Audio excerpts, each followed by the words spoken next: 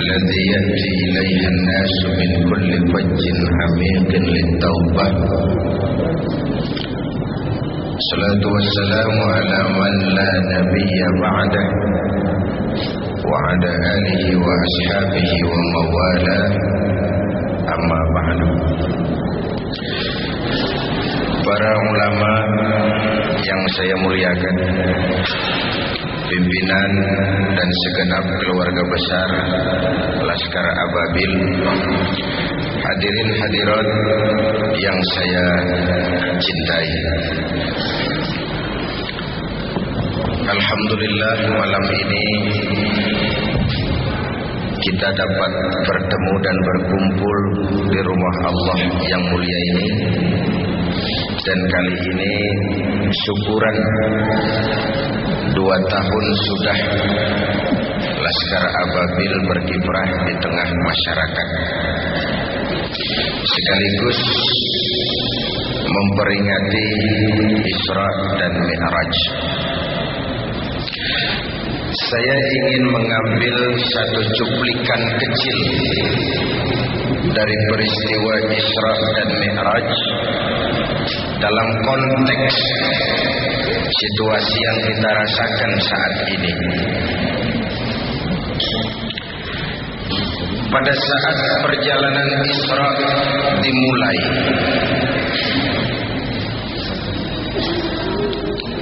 sudah datang gangguan, cobaan. Ada suara dari sebelah kanan memanggil-manggil, Muhammad, berhenti sebentar. Dan Nabi menoleh pun tidak. Lalu dari sebelah kiri, Muhammad, berhenti sebentar. Dan beliau menoleh pun tidak. Selamat dari kanan, selamat dari kiri, dari arah depan. Konkret, tidak cuma suara, tapi ada perempuan tua dengan pakaian menyolok, memanggil-manggil, Muhammad, berhenti sebentar. Menoleh pun tidak. Kata malaikat Jibril, untung saja kau tidak menoleh Muhammad. Memangnya kenapa Jibril? Panggilan sebelah kananmu itu suara Yahudi. Kalau kamu menoleh, umatmu akan cenderung kepada Yahudi. Siapa Yahudi itu? Zionis. Zionis itu siapa? Israel. Israel itu siapa? Amerika kecil. Amerika itu siapa? Israel besar.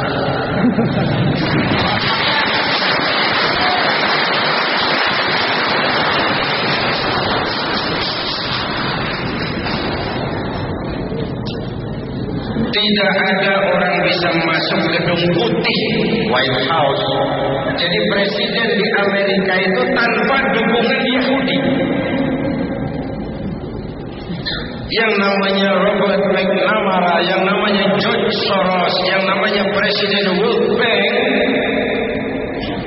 Yahudi.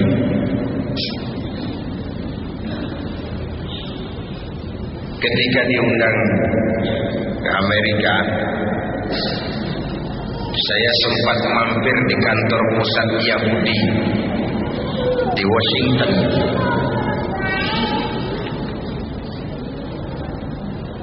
Washington itu dari ujung Berung ke kanan.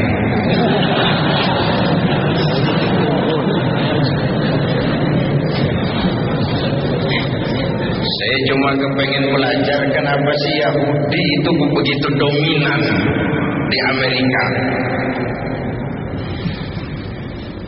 Ada dua catatan saya dari kantor Yahudi itu. Pertama, solidaritas antar mereka luar biasa.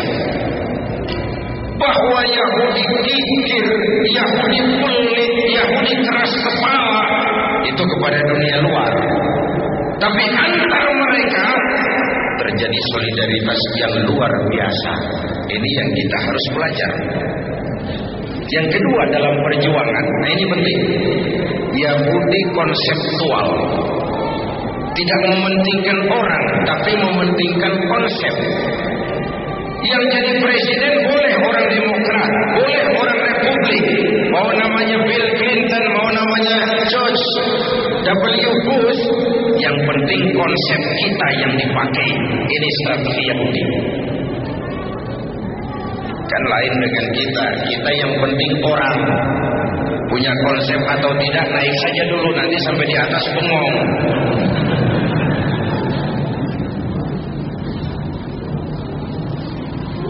Sebab itu saya sangat memahami kalau Amerika kebakaran jenggot ketika simbol-simbol kebanggaannya dihantam. World Trade Center simbol kapitalisme, Pentagon simbol militerisme.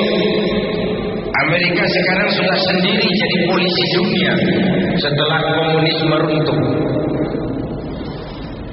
Tetapi bagaimanapun berangnya Amerika terhadap teroris, jangan lalu bersikap seperti teroris juga. Kalau memang seperti yang dituduhkan itu kerjaan Osama, dan Osama ada di Afghanistan, Amerika kan punya CIA, Amerika kan punya FBI, Amerika kan punya teknologi canggih. Kalau ada rumah, ada tikus dalam rumah, tangkap saja tikusnya, jangan bakar rumahnya. Apa salah dan dosa rakyat muslim sipil di Afghanistan? Cuma mencari seorang Usama lalu satu Afghanistan dibom habis-habisan. Itu lebih teroris dari yang teroris.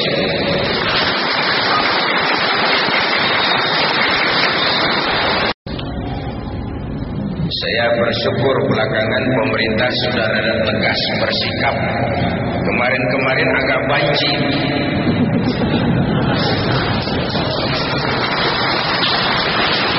Maklum, itu pinternya Amerika, dikasih bantuan. Bos, negara manapun di dunia ini, jika dia sudah mau terima bantuan Amerika, bersiaplah menerima tangan-tangan Amerika di negeri.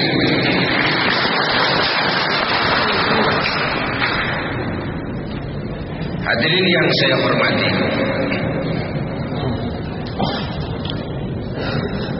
panggilan Yahudi. Apa lalu Laskar Ababil harus mendaftarkan diri berangkat ke Afghanistan? Silakan. Saya hargai kalau mau. Tapi kalau tidak pun, di Indonesia ini masih sangat banyak hal-hal yang harus kita hadapi dengan jihad. Berani boleh, tapi jangan nekat. Berkorban siap, tapi jangan konyol. Itu prinsip. Kalau situasi medan tidak tahu, pengalaman perang nggak punya, lalu berangkat, kan setor nyawa namanya. Berani boleh, jangan nekat.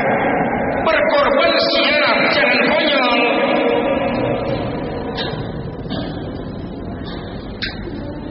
Hadirin yang saya hormati, panggilan Yahudi, lalu sebelah kiri panggilan Nasrani. Nasrani itu Kristen.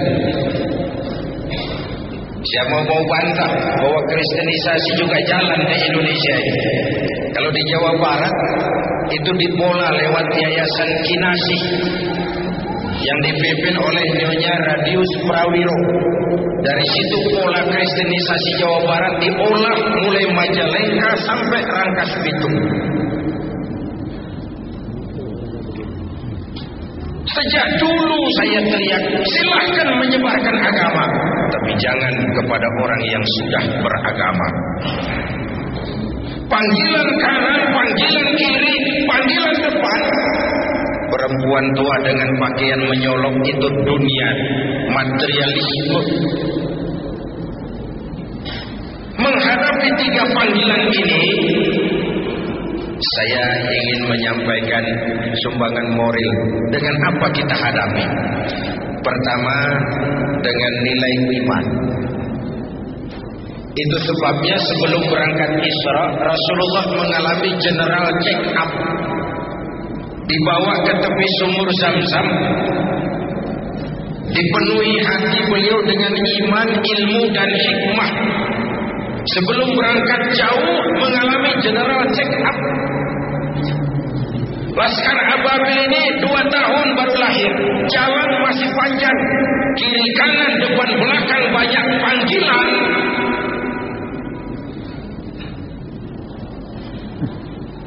Jangan sampai rapuh di tengah jalan karena jalan masih panjang. Hancurkan tempat judi, dapat jatah, tenang.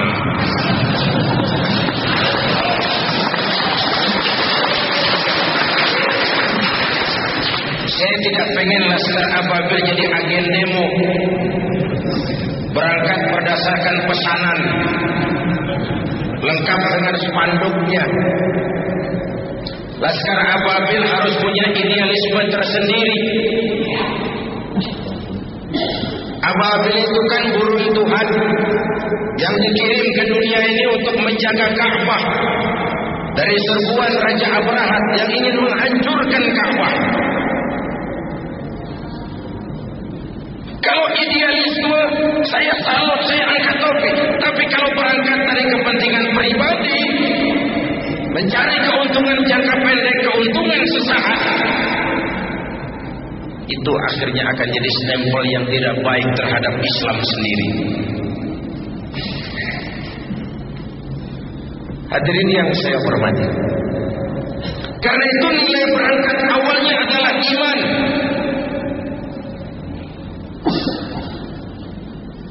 Selama ini SDM kita cuma pada pengisian otak, hati sering kosong. Akhirnya muncul ketidakseimbangan. Lahir orang-orang pintar tapi jauh dari benar.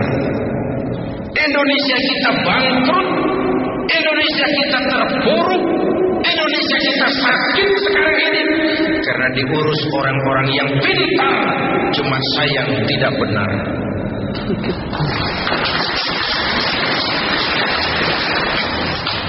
Jabatan dianggap fasilitas dan kekuasaan. Rampok. Siapapun yang memandang jabatan sebagai fasilitas dan kekuasaan, apalagi jabatan jalan pintas untuk menjadi kaya, itu calon-calon rampok. Jabatan kan cuma titipan, harta kan cuma titipan, ilmu itu kan cuma titipan. Maaf, saya minum dulu ya.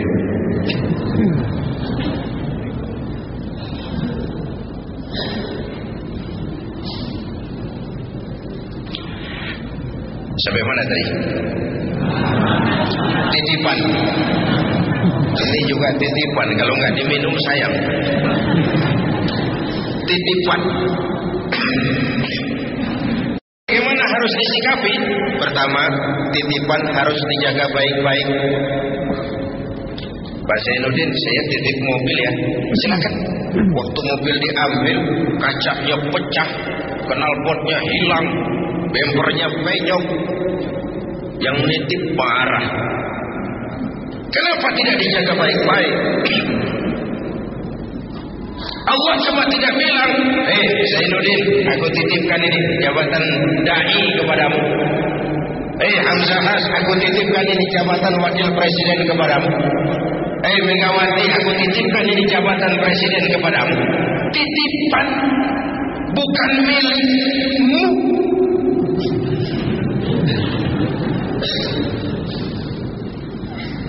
Jangankan jabatan, jangankan harta, ruh yang menyebabkan kita hidup ini sekadar hak guna pakai,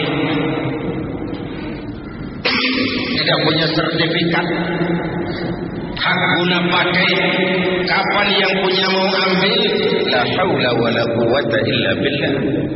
Titipan tidak harus dijaga baik-baik. Makanya biarkan presiden jadi presiden, biarkan wakil presiden jadi wakil presiden. Maksudnya apa? Presiden itu tidak punya anak, yang punya anak Megawati. Saya khawatir kalau presiden punya anak, nanti anak presiden ikut ngacak-ngacak negara jadi warga istimewa seperti pengalaman yang lalu.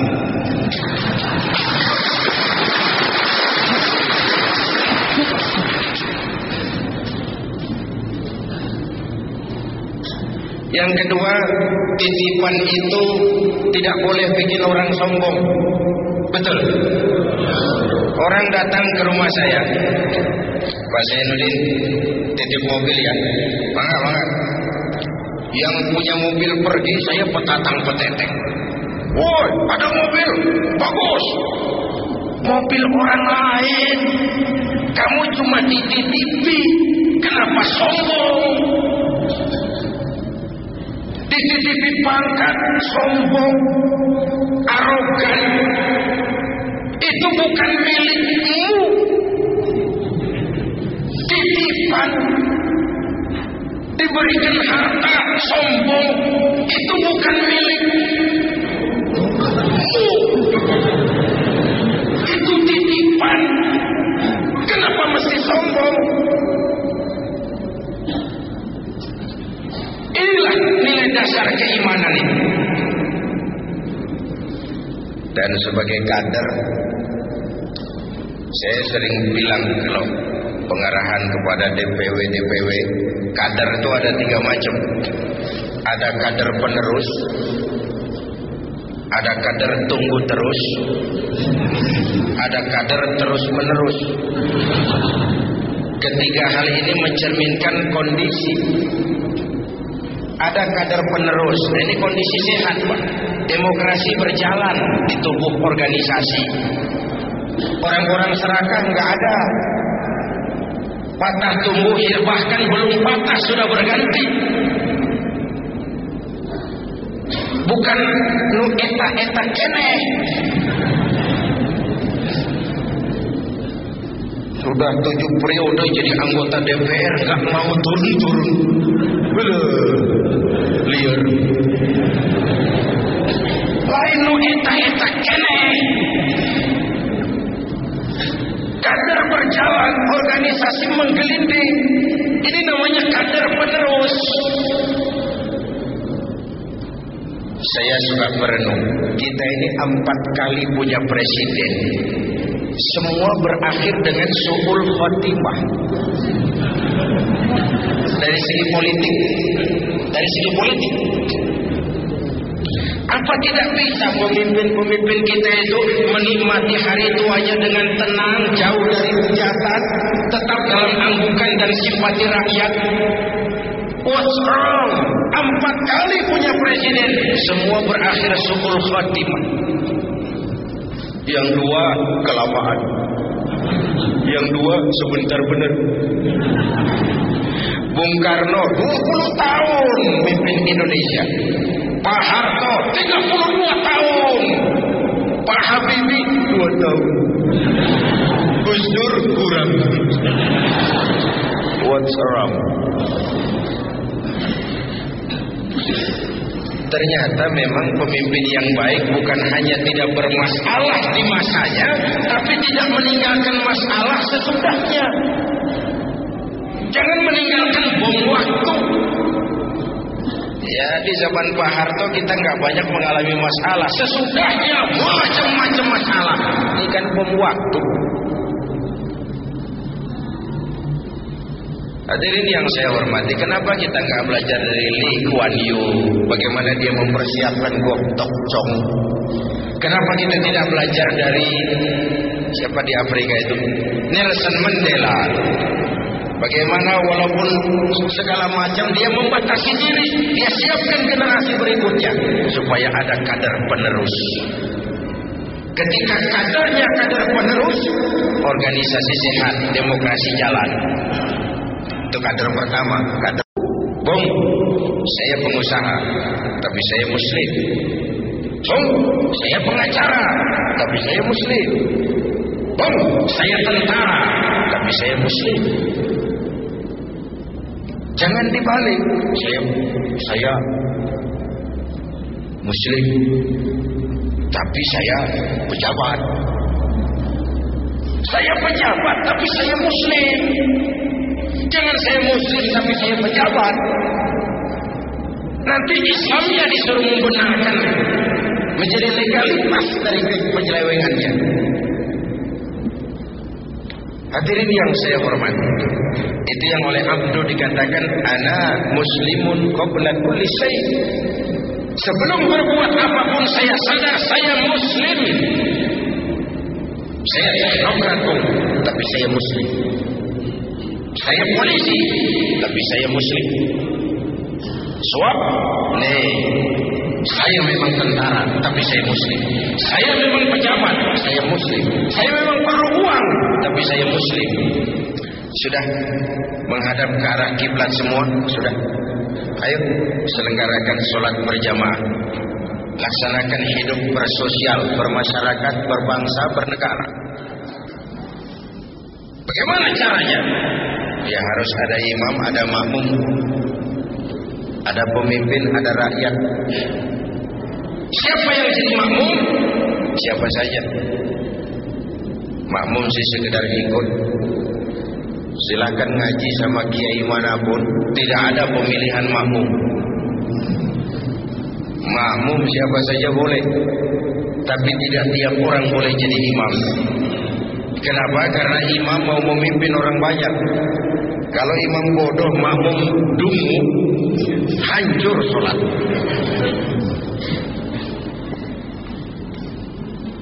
Begitulah mekanisme kehidupan bermasyarakat, berbangsa, bernegara.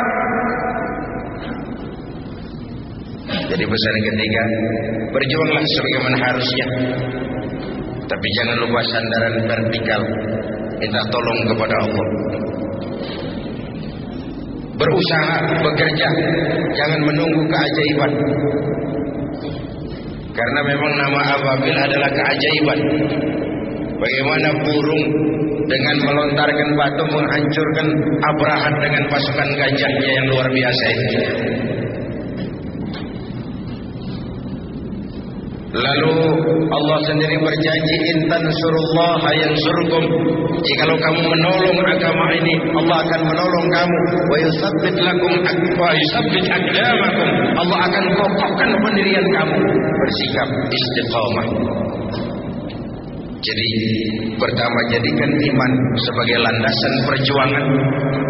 Yang kedua, tetap teguh menjaga kebersamaan. Dan yang ketiga, perkuat sandaran vertikal kepada Allah Subhanahu wa ta'ala.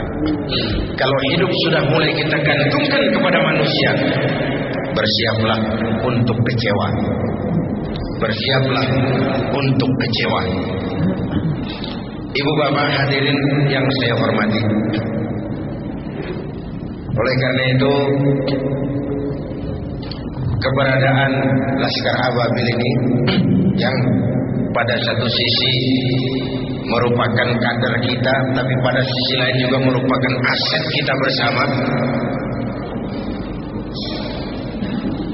Keberadaannya karena mereka adalah anak-anak kita, harus terus kita dampingi. Kemudian setelah keimanan, kebersamaan dan sandaran vertikal kepada Allah, maka sikap tentunya adalah tugas utama amar ma'ruf nahi munkar. Bandung adalah ibu kota provinsi. sebagaimana lazimnya ibu kota, maka tentu penuh dengan dinamika kehidupan. Yang ma'ruf ada, yang munkar juga banyak. Sama juga dengan Jakarta, masjid puluhan ribu, tapi tempat judi juga ada. Keramat Tunggak ditutup, tapi lalu keleran di jalan-jalan. Itu semua merupakan bagian dari dinamika kehidupan yang menyebabkan kita harus tetap tegak melaksanakan yang ma'ruf dan mencegah yang munkar. Dan jangan lupa, amar ma'ruf lebih mudah daripada nahi munkar. Mencegah kemunkaran, apalagi kalau kemunkaran itu dilakukan oleh orang yang punya kekuasaan, maka kita akan menghadapi berbagai macam resiko. Tapi sekali kaki melangkah ke depan, jangan surut mundur ke belakang. Luruskan niat. Saya ingin tegak melaksanakan yang ma'ruf dan mencegah yang munkar untuk kemaslahatan bangsa. Sebab apa? Indonesia ini, saya pernah beri contoh seperti kapal laut yang besar. Penumpangnya tidak sama. Ada yang kelas 1, kelas 2, ada yang di dek, ada yang di bawah. Penumpang yang di bawah, kalau perlu air harus ke atas. Tiba-tiba dia berpikir, kenapa jauh-jauh ke atas, air cuma dibatasi dinding kapal. Saya bor saja kapal ini. Nanti air masuk, dan ini kamar-kamar saya, sudah saya bayar dengan uang saya, yang ngebor juga saya, orang lain jangan ikut campur. Kalau dibiarkan dinding kapal dibor, bocor kapal, air mulai masuk. Mula-mula sedikit, makin lama makin banyak makin sulit dikendalikan. Akhirnya kapal oleng, miring, lalu tenggelam. Saya tanya, kalau kapal tenggelam, apa yang mati cuma yang ngebor kapal saja? Seluruh penumpang kapal ikut tenggelam karena satu orang ngebor. Indonesia ini kapal besar, korupsi ngebor, maksiat, munkarat, kebatilan, kezaliman ngebor kapal. Kalau kapal tenggelam, seluruhnya akan ikut binasa. Begitulah Indonesia kita.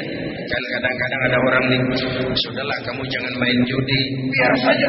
Yang judi saya, pakai uang saya, mainnya di rumah saya. Kenapa kamu pusing? Yang mabuk saya, yang beli minuman saya, mabuknya di rumah saya. Urusan apa dengan kamu? Iya, yang judi kamu, yang mabuk kamu, yang zina kamu, tapi judi, mabuk, maksiat. Kalau negeri ini banyak maksiatnya, Allah murka, turun gempa bumi. Yang mampus bukan cuma kamu, monyong.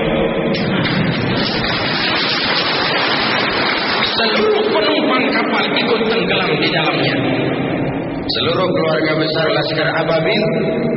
Begitulah Anda kalau melihat maksiat munkar, ini orang mau ngebor kapal, harus dicegah. Harus dicegah dengan cara yang santun, sehingga melahirkan rasa refleksi dengan tujuan mengajak bukan mengejek, merangkul bukan memukul, menyentuh bukan menyinggung. Sebab kalau yang ma'ruf tidak ditegakkan, yang munkar berjalan terus, nanti akan samar mana yang ma'ruf, mana yang munkar. Ketika samar, pergeseran nilai terjadi. Yang munkar dianggap ma'ruf, yang ma'ruf malah menjadi munkar. Celakalah kita kalau masyarakat sudah mengarah ke arah suasana yang seperti itu. Jadi oleh karenanya, saya hanya menyampaikan 3 hal ini saja. Pertama, luruskan niat, jernihkan hati, karena Allah saja saya bergabung di Laskar ini. Tidak terbebani oleh target kepengen jadi sesuatu. Maka lillahi yatim wa maka li ghairillahi yanhadim. Kata Imam Ibn Ruslan, yang karena Allah akan sampai kepada tujuannya, yang tidak karena Allah bakal kandas di tengah jalan. Kita lihat saja sejarah ini. Ada yang muncul begitu cepat, tahu-tahu nukik lagi, selesai. Luruskan hati, jernihkan niat. Yang kedua, jaga kekompakan, kebersamaan, karena perjuangan ke depan semakin berat. Yang ketiga, tetap punya sandaran vertikal kepada Allah. Catatannya, bersikaplah istiqamah dalam menegakkan yang ma'ruf dan mencegah yang munkar. Terima kasih. Selamat bermilad yang kedua. Semoga senantiasa dalam perlindungan Allah. Usikum wa nafsi bitaqwallah. Wassalamualaikum. Siapa di Afrika itu? Nelson Mandela. Bagaimana walaupun segala macam dia membatasi diri, dia siapkan generasi berikutnya supaya ada kader penerus. Ketika kadernya kader penerus, organisasi sehat, demokrasi jalan. Itu kader pertama, kader penerus namanya. Ada kader tunggu terus. Lah ini kondisinya nggak sehat. Pasti ada KKN yang dapat jatah yang dekat-dekat lingkungan. KKN. Akibatnya ada kader yang tunggu terus. Tapi lumayan masih ada harapan. Yang lebih celaka yang ketiga, kader terus menerus. Ini sudah nggak sehat organisasi. Dari muda sampai kakek-kakek masih jadi kader. Hidup ini kan cuma nunggu giliran. Yang terberat itu kan menjaga kepercayaan. Coba. Orang seperti Pak Harto bisa turun. Gus Dur turun. Habibie ditolak laporan pertanggungjawabnya. Bung Karno turun. Padahal sudah dinobatkan jadi presiden seumur hidup. Apa yang menyebabkan mereka turun? Kehilangan legalitas, kehilangan legitimasi. Kenapa kehilangan legitimasi? Tidak bisa menjaga kepercayaan. Tidak punya uang, bisa pinjam. Tidak punya beras, bisa minta. Tidak dipercaya, turun. Lihat kepercayaan. Orang seperti Fidel Castro, orang seperti Saddam Hussein, orang seperti Muammar Gaddafi, secara ekonomi diembargo habis-habisan oleh Amerika, dikucilkan dari pergaulan internasional. Tapi Castro tetap memimpin Kuba, Saddam tetap memimpin Irak, Gaddafi tetap memimpin Libya. Kenapa? Secara umum rakyat punya trust, percaya kepada pemimpinnya. Percaya. Percaya.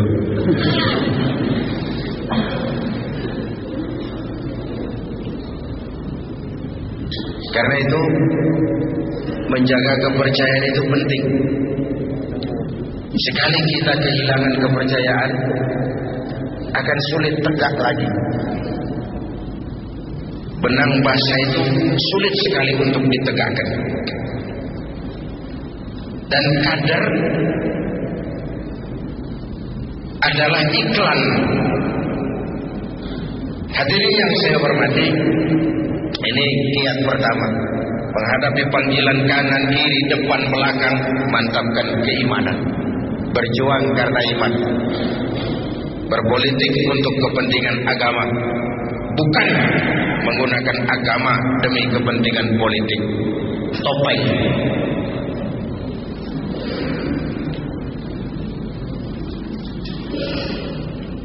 Yang kedua, tetap teguh menjaga kebersamaan,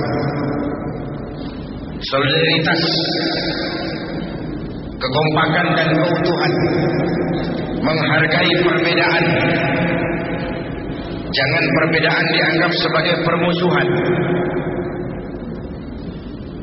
Apalagi kita sudah melewati hari-hari yang penuh hura-hura. Tukang kompor lebih banyak daripada tukang lem. Musim Pak Bendot. Kipas, angin. Kita rakyat selama ini cuma jadi address.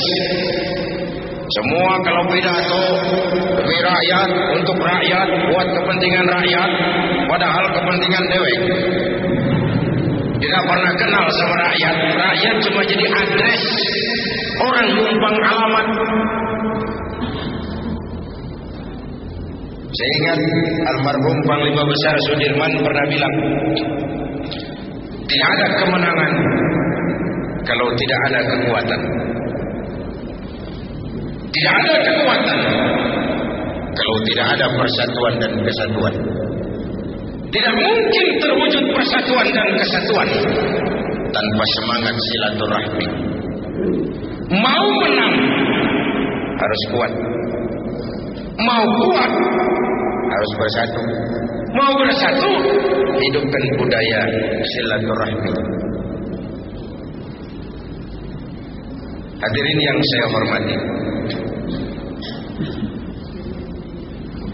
begitulah kebersamaan yang kita perlukan, walaupun tidak harus selalu bersama-sama. Sehingga dengan kebersamaan, saya yakin kita akan bisa menata hari esok yang lebih baik buat bangsa, negara, dan agama yang kita cintai ini. Kemudian yang ketiga, berjuanglah sebagaimana harusnya, tapi jangan lupa sandaran vertikal kita, minta tolong kepada Allah Subhanahu wa Ta'ala. Kalau kita hitung sejak Juli sampai sekarang, begitu cepat perubahan terjadi. Juni, Juli, mulai dari digelarnya sidang istimewa, dicabutnya mandat yang diberikan kepada Gus Dur, dikukuhkan Bu Mega sebagai presiden, dipilih Pak Hamzah sebagai wakil presiden. Itu semua mengingatkan kita kepada kebenaran firman Tuhan, wa tilkal ayyamu nutawiluha bainan nas. Hari itu kami putar di antara manusia. Ada saat datang, ada waktu pergi, ada hari lahir, ada saat kembali. Hidup cuma nunggu giliran. Cuma biasanya antrian itu kacau. Kalau yang depan tidak tahu diri, yang belakang dorong-dorong. Yang depan nggak tahu diri, sudah dapat mau dapat lagi, nggak memberikan kesempatan kepada yang lain. Wajar yang belakang lalu dorong-dorong, kacaulah barisan.